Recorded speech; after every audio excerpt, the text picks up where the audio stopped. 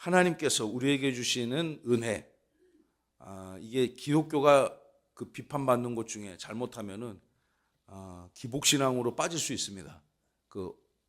얼마든지 빠질 수 있습니다. 그런데 안 빠질 수 있는 유일한 길이 있습니다. 말씀을 붙들고 그 말씀을 지켜내면 되는 것입니다. 하나님의 말씀을 논하지 아니하고 복을 이야기하면 어느 누구든 어느 목사든 어느 교회든 기복신앙으로 빠질 수 있습니다. 그러나 하나님의 말씀을 읽고 그 말씀에 기록된 원리와 또 이 시대 우리가 지켜나가야 될 그 말씀의 가치, 진리들을 먼저 소유하고 선포하고 해석하면 절대로 기복주의 신앙으로 빠질 수가 없습니다. 그 말씀을 주신 하나님을 오늘 기념하고 기억하는 은혜의 시간 될 줄로 믿습니다. 할렐루야. 우리가 언제 하나님이 주시는 은혜와 복을 상실하게 되는가? 첫째, 우리 어저께 나눴던 탕자의 누가복음 말씀처럼 하나님의 곁을 떠난 자들이 탕자같이 하나님의 은혜를 상실하게 되는 것입니다. 그 언제 다시 회복합니까? 죄를 깨닫고, 어저께 우리 탕자를 보니까 죄를 깨닫잖아요. 이것이 내가 잘못한 거구나. 내가 주님을 떠났기 때문에, 주님의 곁을 떠나 세상으로 가출했기 때문에, 그리고 하나님의 이 통치 원리를 벗어나서 내가 주인 돼 갖고 내가 주인 삼아 내가 스스로를 주인으로 자고하고 내가 마치 세상을 작동하는 그런 주인인 마냥 하다 보니까 어떻게 됐습니까? 망했죠? 망하는데 어떻게 망해요? 쫄딱 망했습니다. 쫄딱 망했습니다. 모든 것 다 상실해 버렸어요. 어렸을 때 우리 모래 갖고 많이 놀지 않습니까? 모래 갖고 모래 성도 쌓고, 그럼 이제 모래 하루 종일 친구들하고 놀다가 모래 집에 가져가야지 해가지고 그냥 이 모래를 탁 떠가지고 이게 꽉 손에 쥐는 거예요. 그랬을 때 느낌이 어때요? 손 안에 뭐가 들어오니까 이게 뿌듯하지 않습니까? 그런데 시간 가면 어떻게 됩니까? 내 손에 남는 것 하나도 없습니다. 세상에 추구하는 가치가 그렇습니다. 모든 것이 다 내 거인 것 같고 내가 주인인 것 같고 내가 영원히 소유할 것 같지만, 여러분, 영원히 소유하는 것은 하나님의 은혜이고 말씀 외에는 없음을 믿으시기 바랍니다. 또 두 번째, 우리가 하나님의 은혜를 떠나 또 복의 자리를 떠나고 이 망하는 자리에 서게 되는 이유 중에 하나가 하나님을 잊어버리는 겁니다. 오늘 본문에서 주는 강력한 말씀이 하나님을 잊지 말고 잊어버리지 말고 기억하라는 것이 않습니까? 예배하면서 하나님을 기억하시고, 여러분 기도하면서 하나님을 더 깊이 묵상하시는 은혜가 있기를 간절히 소망합니다. 하나님에 대한 실존을 기억했을 때, 인류 역사를 돌아봤을 때, 또 기독교, 교회의 역사를 돌아봤을 때, 여러분 교회가 언제 진리 안에 바로 서고 교회가 언제 반석에 든든히 섰을까요? 제가 잘 쓰는 표현입니다만, 배부르고 등이 따뜻할 때? 아닙니다. 교회 역사를 봤을 때는 언제 교회가 부흥했냐? 교회에 박해가 찾아왔을 때, 교회를 공격하는 무리가 안과 밖에서 바로 했을 때, 그것들을 이겨내기 위해서 하나님을 잊지 않고 붙들었을 때 교회가 번성했습니다. 교회가 또 언제 부흥했느냐? 분열이 책동되어질 때, 그 분열을 막기 위해서 하나님의 은혜 가운데 몸부림쳤을 때 교회가 성장하고 하나님의 백성들이 복을 얻었다는 것을 인류의 역사가, 또 교회의 보편 역사가 오늘 우리에게 증언하고 있습니다. 고난이 찾아왔을 때, 박해가 찾아왔을 때, 이단들이 바로 했을 때, 교회가 쪼개지고 분열되고자 했을 때 오히려 더 교회는 강력하게 부흥했음을 믿으시면 아멘. 여러분 인생에 어려움이 찾아왔을 때, 그때는 어떻게 되느냐? 이때다. 다 함께 이때다. 하나님을 더욱더 기념하고 기억하고 또 추구하고 쫓고 따르시고, 여러분의 삶, 24시간의 삶을, 여러분 자동차도 이 적당한 그 에너지가 공급돼야, 이 화석연료가 또는 전기가 공급돼야 작동되지 않습니까? 더욱더 하나님의 말씀으로 여러분의 영혼을 가득가득 채우시는 역사가 나타날 줄로 믿습니다. 잊지 말라. 하나님을 잊지 말라. 그것이 우리가 오늘 빛나는 역전 인생의 시작임을 함께 나누고자 합니다.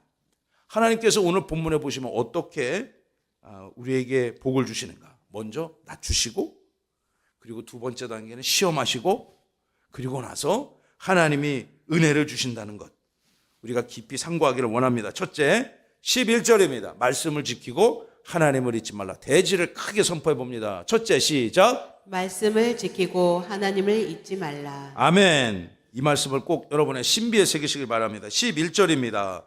읽습니다. 내가 오늘 내게 명하는 여호와의 명령과 법도와 규례를 지키지 아니하고 내 하나님 여호와를 잊어버리지 않도록 삼갈지어다. 할렐루야.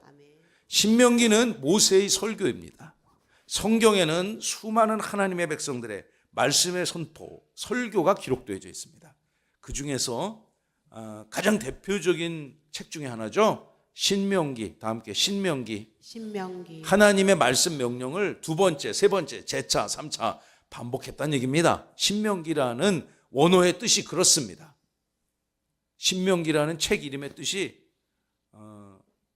엄마가 신신당부하는 거죠. 어머님이 신신당부하는 거예요. 예수님 잘 믿어라.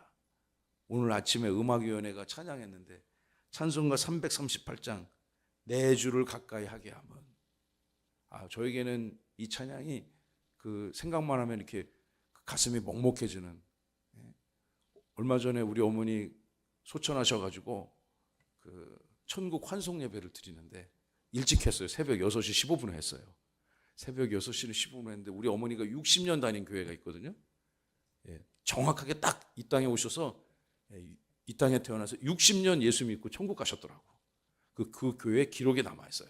근데 천국 환송 예배를 새벽 6시 15분에 드리는데 우리 어머님이 60년 평생 다녔던 교회에서 아침에 이제 그 담임 목사님 오셔서 이 발인 예배를 드리는데 성가대가 왔어요. 찬양대가. 그러니까 찬양대가 왔어요. 가운을 딱 입고, 물론 그 교회는 뭐 1, 2년 된 교회가 아니고 따라해보세요. 130년 된 교회. 그러니까 뭐 엄청나게 한 세기를 넘는 그런 정말 역사와 전통을 자랑하는 그런 교회인데 그 아침에 많이 들어오셨더라고요. 너무 감사하게도. 그 이른 아침인데, 월요일 날 이른 아침인데, 그런데 그래서 갑자기 축가는 많이 들어봤는데 여러분 조가라는 걸 제가 처음 들어봤어요. 조가를 탁 불러주는 거예요. 그 찬양대가 가운을 탁 입고. 그러면서 이 찬양은 우리 소천하신 권사님께서 가장 좋아하는 찬송입니다 하면서 이 찬양을 내 주를 가까이 하면 1절부터 5절까지를 쫙 이 가운을 입고 부르는데, 야, 정말 은혜가 되더라고요. 그래서 늘 여러분의 손조들이, 부모님이, 할아버지 할머니가 이렇게 주셨던 말씀 있잖아요. 신신당부하면서. 그 제가 우리 어머니가 저한테 준 메시지, 항상 내 주를 가까이 하라. 내 주를 가까이 하면 그런 것.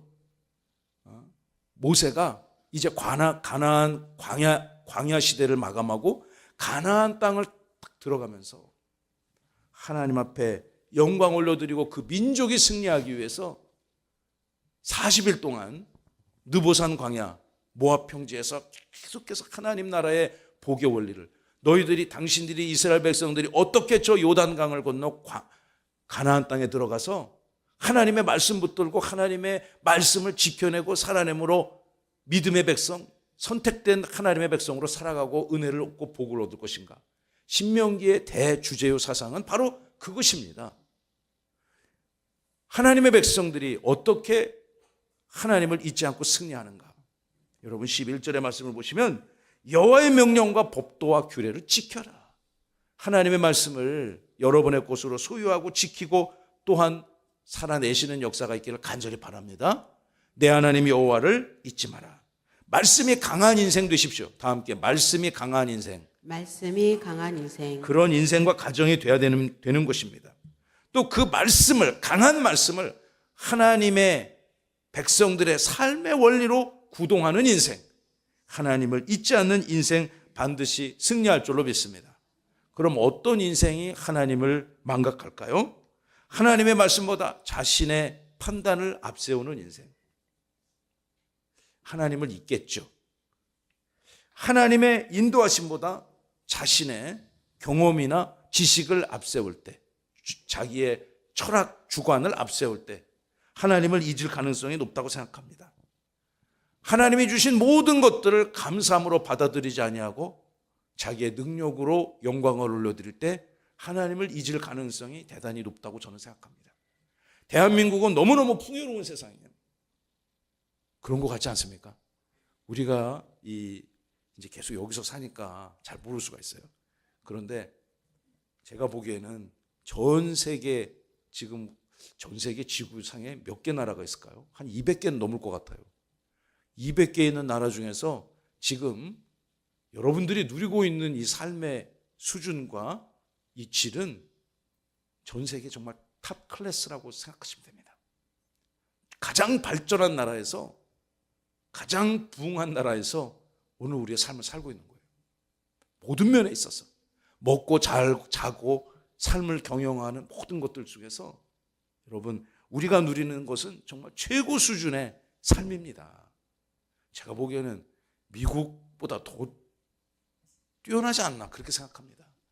제가 예전에 우리 교회에서 대전명성교회에서 제가 장로로 섬길 때 저의 그 파트너가 인도에서 온 목사님이 있었습니다. 비두시 반다리라고. 반다리, 이름이 반다리야. 반다리. 그 하늘에 떠 있는 달 반달이 아니고 그 전통적인 아리아 민족 계열의 반달이라는 목사입니다. 그분 가정이 1년 동안 우리 교회 와서 사역할 때 이제 제가 그분의 파트너였습니다.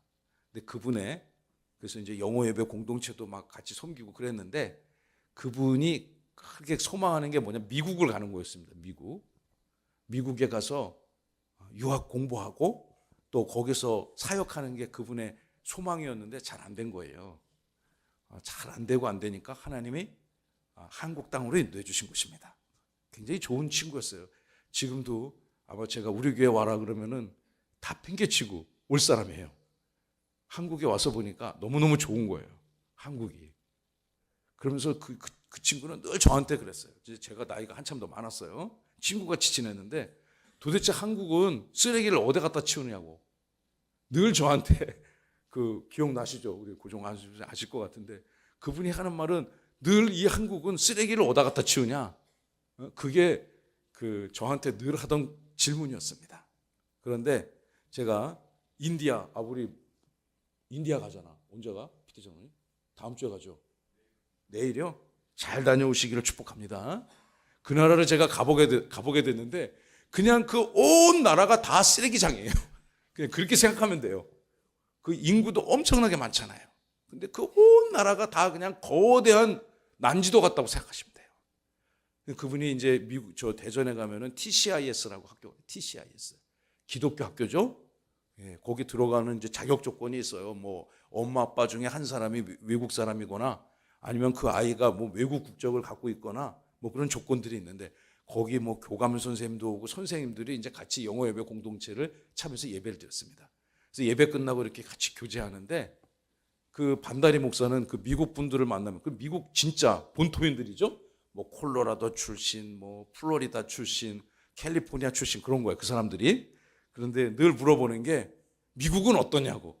그분은 늘 질문이 미국은 어떠냐고. 물론 대충 알겠지만 실제 살아보니 어떠냐고.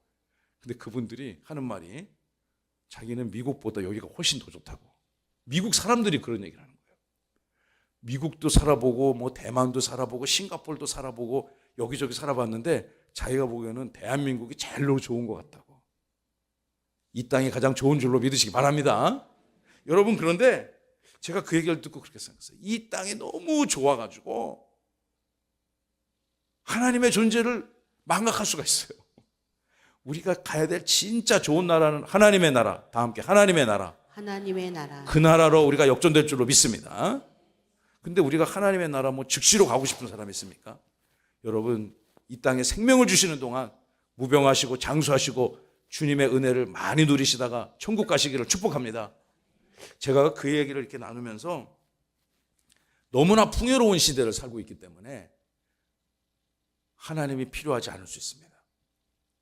그런데 제가 다녔던 여러 선교지들 중에서 제 친구 중에도 뭐 선교사가 있고 또 그 사역하다가 만난 분들도 있고 제가 만났던 수많은 선교사들 중에서 가장 정말 선교사로서 일을 잘한다. 물론 더 훌륭하신 분이 있겠지만 제가 만났던 선교사 중에서 가장 일을 잘한다 하고 제가 스스로 인정하는 그런 선교사님이 있습니다. 그분이 1, 2월 중에 한국을 온다는데 제가 우리 교회 꼭 오라고 했어요. 우리 교회 꼭 오기로 약속을 했는데 그분의 선교지를 갔습니다. 저 중앙아시아 그 T국 타지키스탄이라는 나라인데 글쎄요, 제가 가보니까 한 두세 차례 방문할 기회가 있었는데 우리나라의 한 50년 전 수준 정도 되지 않을까 싶습니다. 대한민국의 50년 전 수준. 그런데 지금도 독재자가 막 수십 년째 통치하는 그런 나라.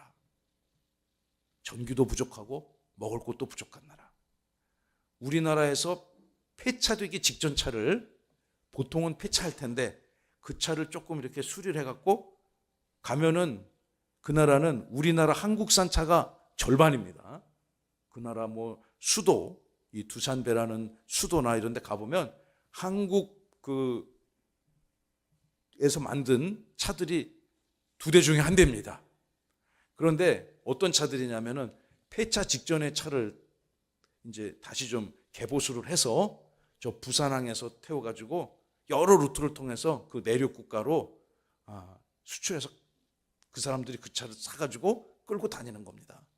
한국에서는 도저히 운행 안 하는 차, 그 차를 타고 그 선교사님하고 그 분이 전도한 페르시아 그 교회 장로님, 이분하고 저하고 우리 스승 목사님, 제 이경서 목사님하고 넷이 여러 선교지를 다녔습니다.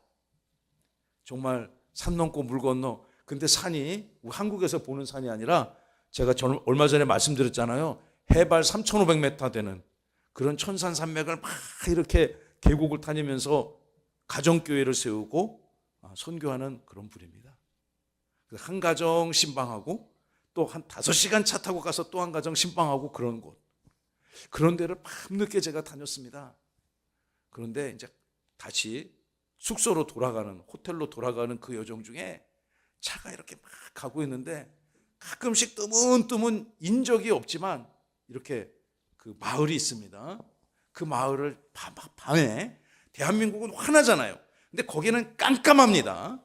그런데 그곳에 가는데 이 경찰이 이렇게 딱 세웁니다. 그럼 경찰이 이렇게 딱 세우면은 아무런 저항도 못하고 꼼짝없이 차를 세운 다음에 시동을 끄고 그 주머니에서 막 이렇게 해가지고 뇌물을 바치는 거야. 뇌물을 탁 갖다가 바치면서 운전면허증과 한번 검사하고 그렇게 통과하는. 옛날 우리나라도 그랬잖아요. 여전히 그런 거예요. 여전히. 그런데 그분이 차를 세워놓고 또 이렇게 하는데 시동을 탁 거는데 시동이 안 걸리는 겁니다. 차가 워낙에 낡은 차가 돼가지고 시동이 안 걸려. 그냥 푸득푸득 하면서. 그러면은 제가 그랬어요. 그러면 시동이 안 걸립니까? 그럼 빨리 보험회사 불러야지 뭐. 제가 뒤에서 그러니까 여기는 그런 게 없다는 거예요. 보험이 없대 여기는.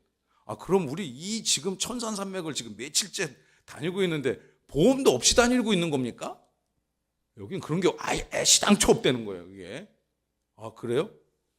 그러면 빨리 저기 레카차 불러가지고 어떻게 가야지. 그런 건 여기 사람들은 구경도 못했대. 우리는 전화하면 금방 오잖아요. 어디서든지. 저는 우리나라 한국 생각하고 보험회사 찾았더니 그런 것도 없고 뭐 레카차, 뭐 카센터 그런 게 없어요. 그럼 어떻게 해요? 그러니까 기도하자는 거예요. 그래서 둘이 막 페르시아 말로 기도하는 거예요. 페르시아 말로. 자, 그리고 한참 기도했어요, 둘이. 저는 뭐 그 기도에 참여할 수가 없어. 언어가 다르니까.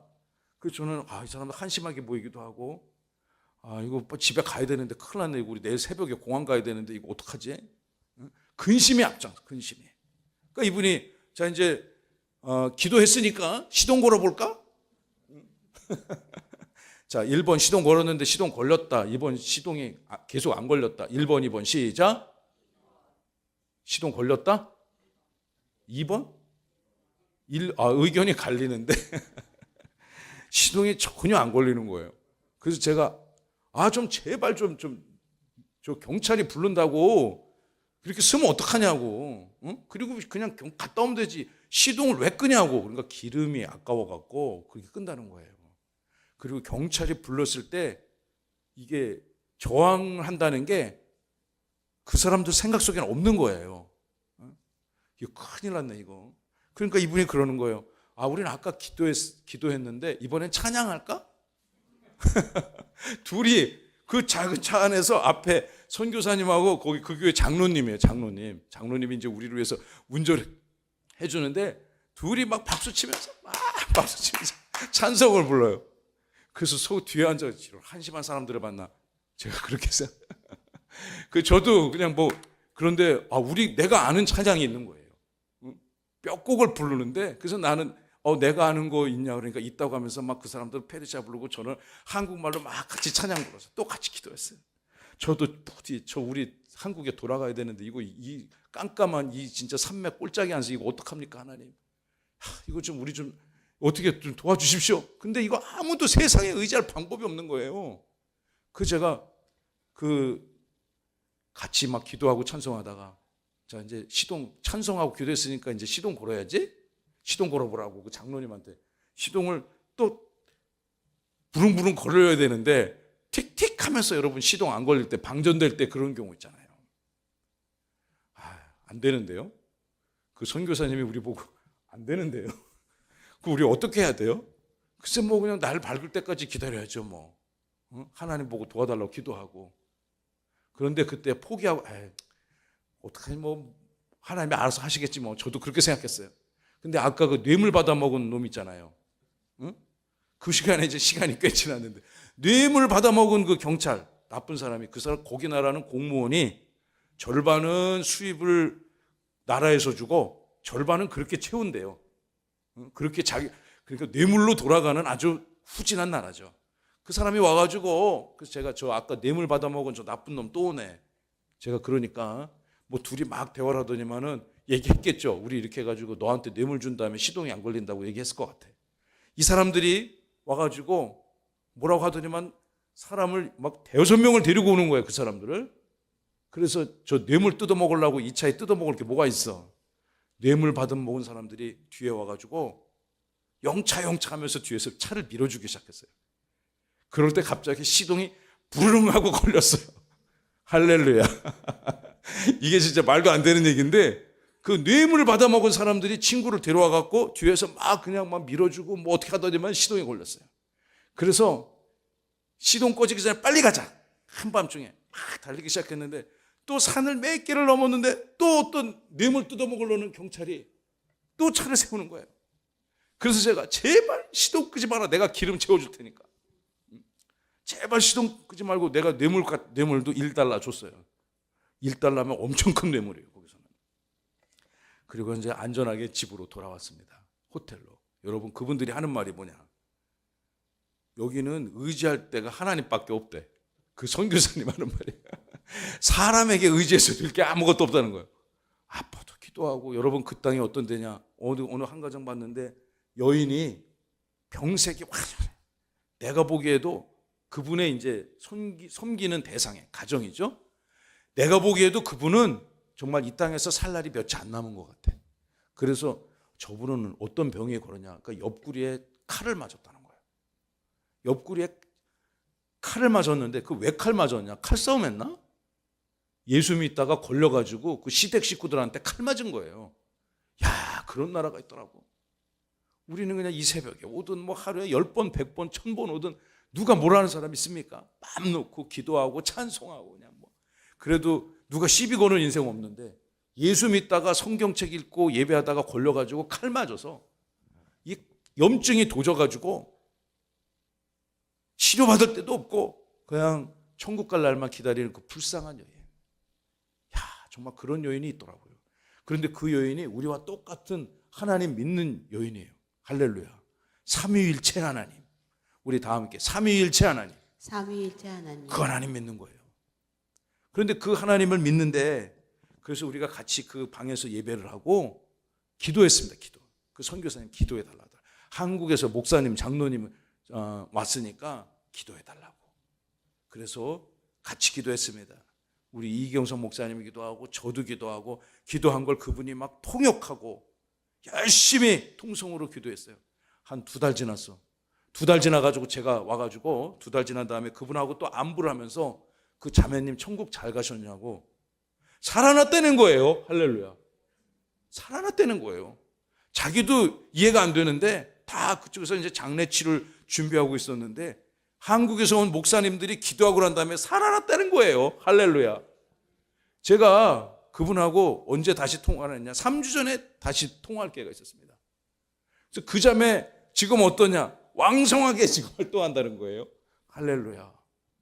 하나님의 역사는 인생이 공고하고 사람을 의지하지 않을 때 더 크게 역사하는 것 같아요.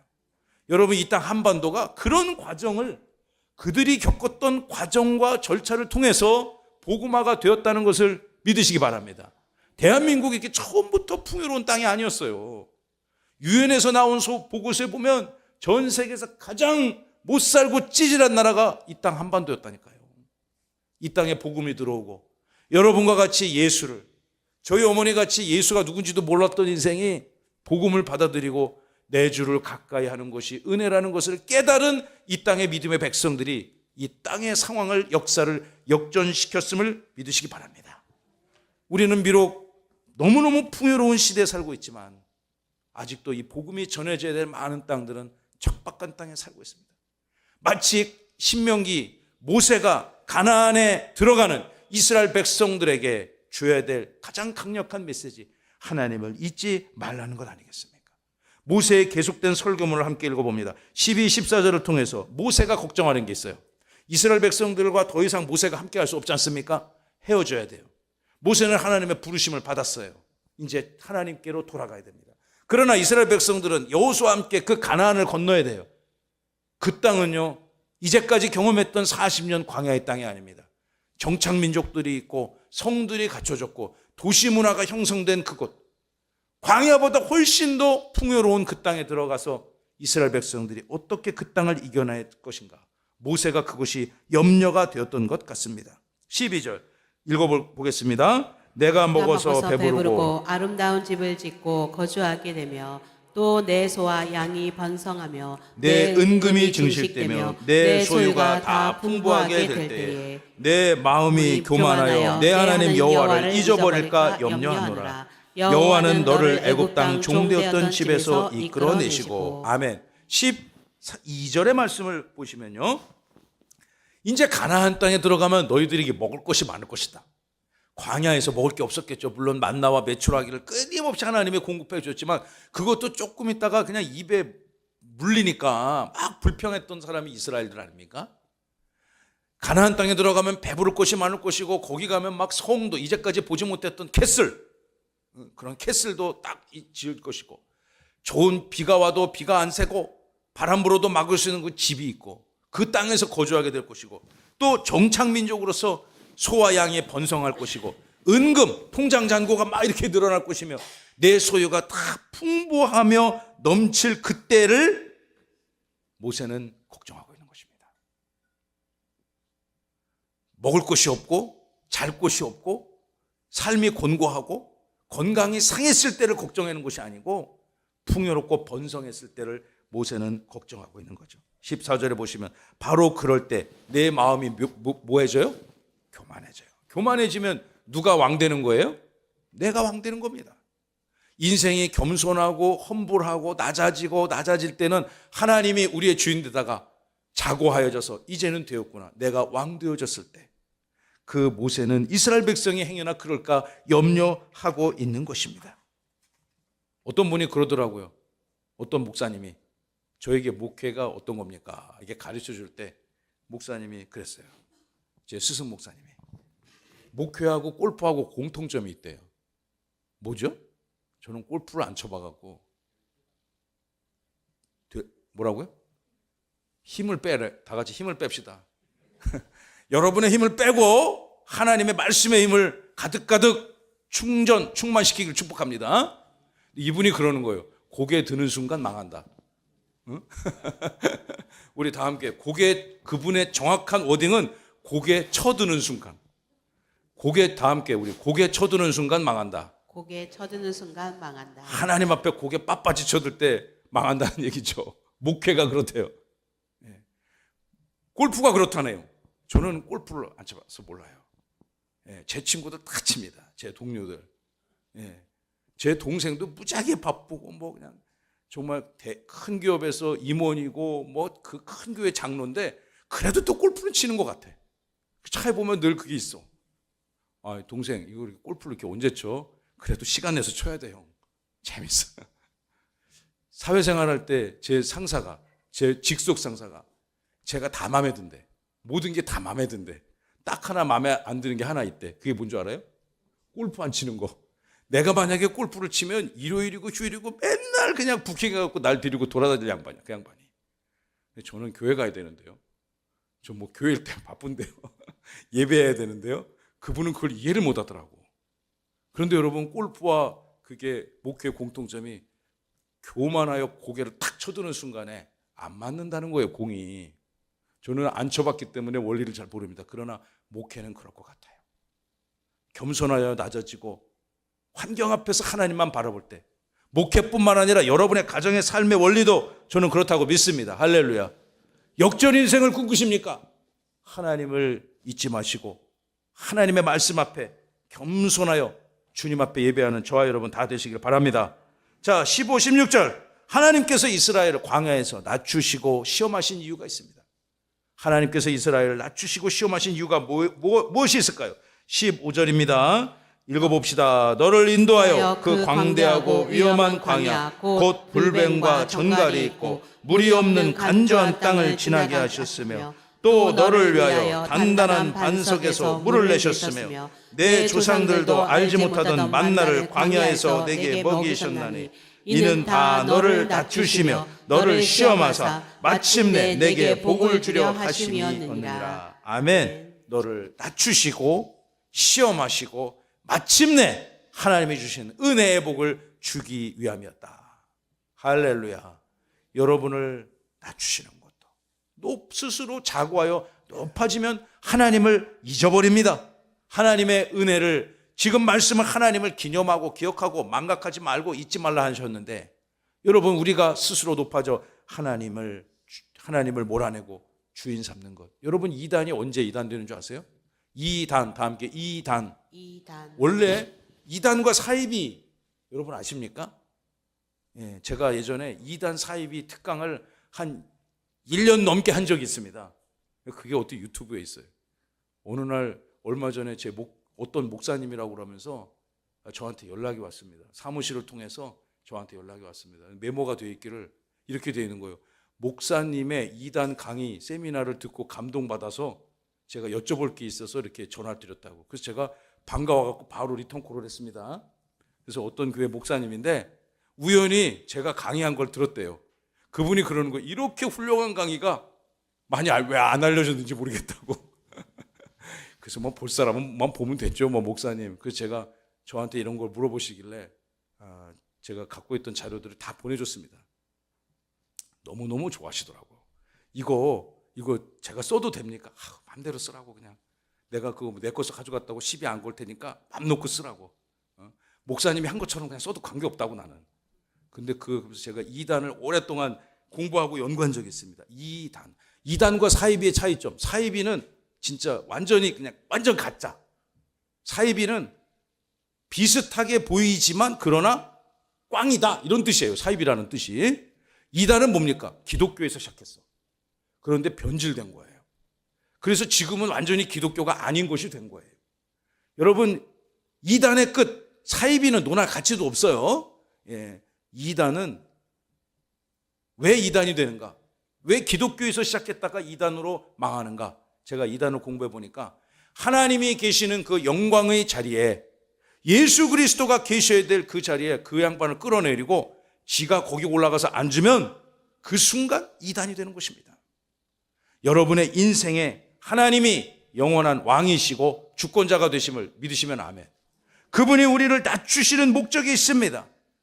16절의 말씀을 보시면 낮추시고 또 시험하시고, 마귀는, 사탄은 우리를 파괴하고 이 사탄의 졸개로 만들기 위해서 유혹하지만 하나님은 우리를 복주시기 위해서 시험하신다. 이 말씀의 원리를 여러분의 것으로 수용하시기를 축원하고 축복합니다. 하나님께서 우리 인생에 고난을 주는 목적, 시험을 주는 목적은 낮추시고 시험하셔서 마침내 은혜의 복을 주기 위함인 거죠. 말씀을 마쳐야 되겠네요. 사랑하는 성도 여러분, 이번 한 주 동안 우리가 위대한 역전 인생을 소망하며 우리 5개의 본문을 함께 나눴습니다. 총 정리를 해본다면 맨 마지막 슬라이드를, 다음 슬라이드, 마지막, 첫째, 월요일에 나오미의 말씀을 나눴습니다. 룻기를 통해서 나오미의 말씀을 읽었는데 우리 다 함께 상실자에서 회복자로, 상실자에서 회복자로, 여러분의 상실이 회복으로 채워질 줄로 믿습니다. 사무엘 상 말씀 통해서 다윗을 묵상했습니다. 다 함께 시작. 광야의 목동에서 이스라엘의 왕으로, 하나님을 참 왕으로 삼은 이 땅의 이스라엘의 백성들로서 영적인 이스라엘로 승리하십시오.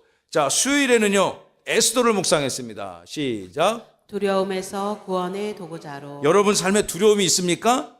말씀으로 두려움을 몰아내고 하나님 나라의 귀한 쓰임받는, 축복받는 인생 되시기를 소망합니다. 어제는 누가복음 말씀을 묵상했습니다. 탕자, 시작. 실패자에서 다시 일어선 제기자로, 인생이 실패할 수 있습니다. 건강으로, 물질로, 관계로, 영혼으로. 그러나 하나님 말씀 붙들고 당당히 제기하시는 우리 모두가 될 줄로 믿습니다. 오늘 마지막 말씀, 이스라엘. 하나님께서 이스라엘을 왜 낮추시고 왜 시험을 주셨습니까?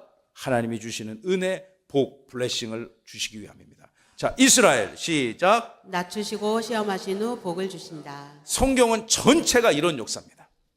예수님이 역전하셨고, 바울이 역전했고, 모세가 역전했고, 아브라함이 역전했습니다. 이 시대를 살아가는 저와 여러분들이 압도적인 하나님의 은혜, 하나님의 살아계심 여러분 믿으시죠? 아멘. 절대 그분 곁을 떠나지 마세요. 그리고 그분을 날마다 기념하고 기억하고 여러분의 살아가는 이 치열한 삶의 현장, 또 부족한 중의 목표 현장에서 하나님이 날마다 지켜주실 줄로 믿습니다. 아멘. 요즘에 신방을 열심히 다닙니다. 열심히 다닙니다. 확실히 작년하고는 또 달라요. 할렐루야. 우리 목사님, 전도사님 또 사모와 같이 다니면서 하나님의 우리 교회를 해마다 은혜 복을 주시는구나 느낍니다. 저는 어젯밤에 한 가정을 다녀왔어요. 근데 그 가정이 정말 저기 상가 처음 시작할 때부터 있었던 가정이에요. 젊은 집사님 가정인데, 근데 그 가정이 아이를 갖기가 어려웠습니다. 아이를 갖기가 어려워서 그 두 부가 기도를 많이 했고 또 노력도 많이 했고 저희도 기도를 많이 했습니다. 그래서 서울에 다니면서, 병원 다니면서 아이를 갖기 위해서 고생을 많이 했어요. 기도를 많이 했어요. 그래서 큰 아이를 낳는데, 딸을 낳는데 진짜 아빠랑 너무너무 똑같은 거예요. 이건 뭐 진짜 컨트롤 C 컨트롤 V. 우리 딸도 저랑 이게 너무 똑같아 갖고 제가 근심을 많이 했는데 다행히 이게 크면서 엄마 쪽으로 가서 다행이에요. 근데 태어나서 너무너무 나랑 똑같아서 내가 심히 정말 걱정했거든요. 근데 그 가정은 저는 진짜 비교도 안 돼. 내가 고유명산 얘기 안 할게요. 진짜 이건 여러분 복사할 때 자판에서 어떻게 합니까? 컨트롤 C 한 다음에 갖다 붙이기 컨트롤 V 하잖아요. 야, 정말 딸이 너무너무 아파. 그래서 제가 어저께 가서도 점점 크면서 엄마 쪽을 닮게 하셨어. 근데 둘째 또 가서 둘째 아들 낳았어. 근데 둘째는 둘째는 누나보다 훨씬, 제가 보기엔 물론 뭐 기도 많이 했겠지만 그 큰 아이를 가질 때보다, 근데 둘째는 아들이 너무너무 인물이 좋은 거예요. 너무너무 인물이 좋아. 그래서 제가 그 아빠한테, 김점남 교수님 어느 가정인지 알죠? 그 동네 살잖아요. 둘째는 인물이 너무너무 좋아가지고 제가 그 아빠 집사님한테 그랬어요. 야, 얘는 그 양가문을 통틀어서 인물 최고로 좋은 것 같다. 연예인급이다. 본인들이 양가문이 다 그렇게 인정한대. 근데 그 아이들이 막 커가지고 이제 막 유치원 다니고 막 그러니까요. 뭐 예배 드리는데 막 그냥 뛰고 뭐 뒹굴고 난리가 났어. 그래서 제가 부모님한테 그랬어요. 애들 그냥 냅두라고, 괜찮다고, 그냥 뛰게 두라고. 근데 제가 한참 설교를 하고 고개를 딱 저들었는데 설교하다가 아주 배꼽 잡고 있었어요. 이 두 아이가 모자를 쓰고 있는 거야. 그래서 나는 무슨 어디 아빠가 어디 해외여행 갔다가 모자 쓴 줄 알았는데 제가 설교를 가만히 하다가 자세히 들고 뛰는 애, 소파에서 막 둘이 뛰는데 기저귀를 뒤집어 쓴 거야. 기저귀. 남자 여자아이가 기저귀를 뒤집어 쓰고 노는데 얼마나 우습고 재미있는지. 설교하다 말고 한참 웃었습니다. 사진을 찍어갖고 왔어요. 제가. 예배 끝나고 축도 딱 해주고 사진을 찍고 이거 홈페이지에 올려도 되냐. 여러분, 그 가정에서 역사하시고 또 그 가정을 역전시킨 하나님을 저는 기뻐하며 찬양하지 않을 수 없었습니다. 할렐루야. 여러분 인생에 주님으로 인하여 기쁨이 충만하시기를. 세상 살다 보면 답답한 거 있겠죠. 그러나 아까 말씀드렸잖아요. 그런 것이 여러분을 더욱더 하나님의 은혜 가운데 가까이 하고 하나님을 놓지 않는 그런 축복의 은혜의 수단이 될 줄로 믿습니다. 건강도 극복될 줄로 믿습니다. 환경도 극복될 줄로 믿습니다. 교회는 더욱 부흥될 줄로 믿습니다.